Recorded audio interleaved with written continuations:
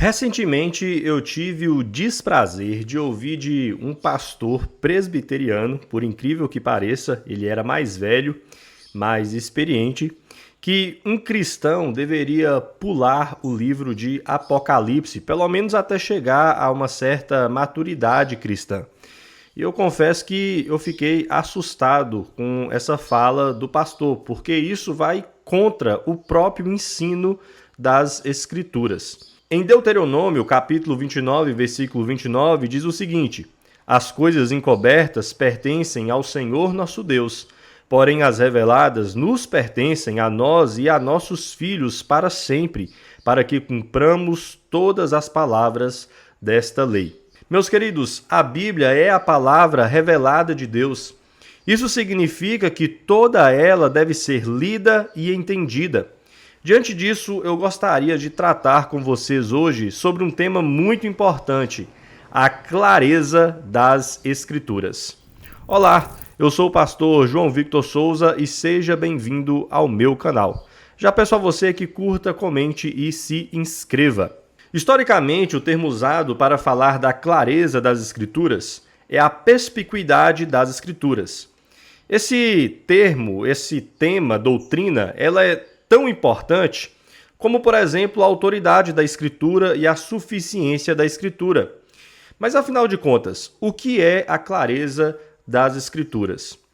Essa doutrina ela nos ensina que a revelação de Deus ela não foi entregue de forma obscura, mas ela foi entregue de tal forma que os seus ensinamentos fundamentais podem ser compreendidos por qualquer pessoa regenerada pelo Espírito Santo.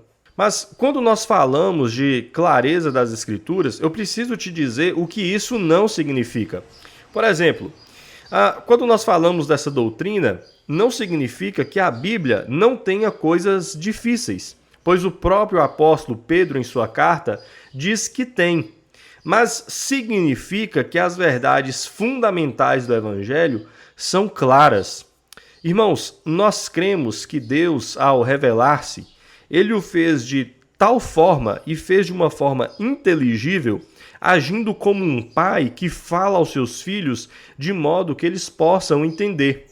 Durante o período da Reforma Protestante, essa doutrina foi reafirmada com muita contundência. Isso porque a Igreja Católica Romana enfatizava a obscuridade dos textos bíblicos para justificar a necessidade da interpretação oficial da Igreja, que para eles era infalível. Então os reformadores, para combater esse pensamento e a prisão, que as pessoas estavam por causa da Igreja Católica, eles começaram a reafirmar a clareza das Escrituras. Então vamos conceituar e vamos definir o que é clareza. Para começarmos, nós precisamos fazer uma distinção fundamental entre a clareza da Escritura e a facilidade de interpretação.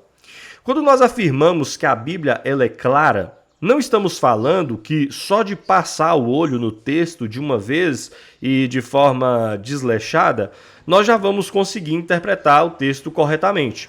Não é isso. Para nós definirmos biblicamente o que é a clareza das Escrituras, nós vamos precisar ler o Salmo 119, versículo 130. Eu vou ler na versão NVT que diz assim: O ensinamento de tua palavra esclarece e até os ingênuos entendem. A palavra ingênuos aqui, em outras versões, ela é traduzida como simples.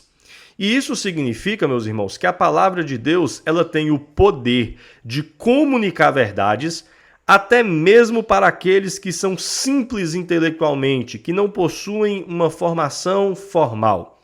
Volto a repetir, a Bíblia não é um livro obscuro, reservado para uma elite intelectual. Embora nós devemos reconhecer que o leitor comum ele não pode interpretar todos os detalhes históricos, cronológicos, todos os pormenores técnicos, a Bíblia ela é clara nas questões fundamentais. Moisés, no próprio livro de Deuteronômio, capítulo 30, versículo 14, ele faz uma afirmação muito importante. Diz assim o texto: Pois esta palavra está muito perto de ti, na tua boca e no teu coração, para a cumprires. O próprio Senhor Jesus Cristo, ele respondia àqueles que o questionavam, perguntando se eles não haviam lido. E quando Jesus ele faz isso, ele demonstra que a falha no entendimento do texto não está no texto bíblico, mas na dureza do coração daqueles homens. Quando alguém, irmãos, desdenha da Bíblia, atribui erros à Bíblia, fala de modo irônico, o problema nunca está no texto bíblico. O problema está na dureza do coração do homem natural. Quando nós vamos, por exemplo, para as epístolas, as cartas, elas não eram endereçadas para uma elite intelectual, elas eram endereçadas para as igrejas, pessoas comuns que faziam parte da igreja. O próprio livro de Apocalipse, que muitas pessoas, como esse pastor que eu citei, recomenda que não deva ler, ou fala que é um livro obscuro, o próprio livro de Apocalipse é uma grande carta endereçada às 7 igrejas, ou seja, endereçada a crentes comuns. Um ponto central dentro da doutrina da clareza das Escrituras é o testemunho interno do Espírito Santo. Justo Gonzalez, em seu livro Uma História do Pensamento Cristão, no volume 3, ele vai fazer uma distinção entre a clareza interna e a clareza externa. Quando nós falamos sobre clareza externa, nós estamos falando que o texto bíblico foi inspirado e todos têm acesso. Isso é clareza externa. Quando nós falamos de clareza interna, nós estamos falando da recepção deste texto no coração do homem. E aí, devido aos efeitos da queda, o ser humano natural, ele é espiritualmente cego e surdo para as coisas espirituais. Por isso que a palavra de Deus, mesmo sendo clara, ela não vai produzir o fruto a não ser que a pessoa seja regenerada pelo Espírito Santo. É justamente na regeneração que o Espírito Santo vence a hostilidade natural que o homem tem contra Deus e transforma esse homem. E as palavras da Bíblia que antes parecia loucura, agora são palavras de vida eterna. Então, quando falamos de testemunho interno do Espírito Santo, não é que ele vem trazendo novas revelações, mas é uma obra de iluminação do Espírito Santo que capacita a pessoa a compreender as verdades da Bíblia. Apesar da clareza das Escrituras, sua compreensão exige o nosso esforço. Quando nós falamos de clareza, nós nunca podemos desassociar isso do esforço do homem para poder compreender as Escrituras. Os reformadores utilizavam a expressão em latim orar et laborare, que significa orar e trabalhar, para descrever o processo de estudo bíblico. Nós precisamos orar, reconhecendo a dependência do Espírito Santo. Nós somos dependentes do Espírito Santo para iluminar a nossa mente e nós devemos trabalhar, ou seja, estudar de forma diligente o texto bíblico. Queridos, essa doutrina ela é muito importante para o crescimento espiritual de todo cristão. Porque todo cristão é chamado a meditar na palavra de Deus e somente meditando na palavra de Deus é que o Espírito Santo vai agir em nós para que nós possamos crescer espiritualmente. O Espírito Santo ele não age desassociado da palavra, né? O Espírito Santo ele age por meio da palavra. Então, quando nós estudamos a Bíblia diariamente, a nossa mentalidade é moldada, as nossas decisões serão mais sábias e nós tomaremos essas decisões para a glória de Deus.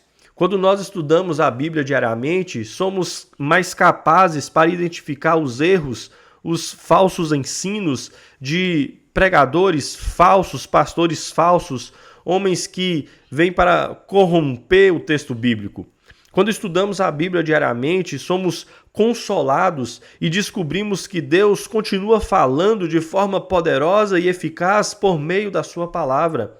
Então, irmãos, nós não podemos negar a clareza das Escrituras. Quando uma pessoa nega a clareza das Escrituras, isso leva ao desinteresse pela Escritura e, consequentemente, leva ao declínio espiritual e muitas vezes vai levar à escravidão proporcionada por falsas religiões. Paulo Anglada, em seu livro Sola Escritura, fazendo uma citação de Gregório, ele vai dizer que a Bíblia é o rio onde o elefante pode nadar e o cordeiro andar. Eu espero que você possa sair daqui com um incentivo adicional para poder meditar na palavra de Deus diariamente. Que Deus abençoe sua vida. Até o próximo vídeo.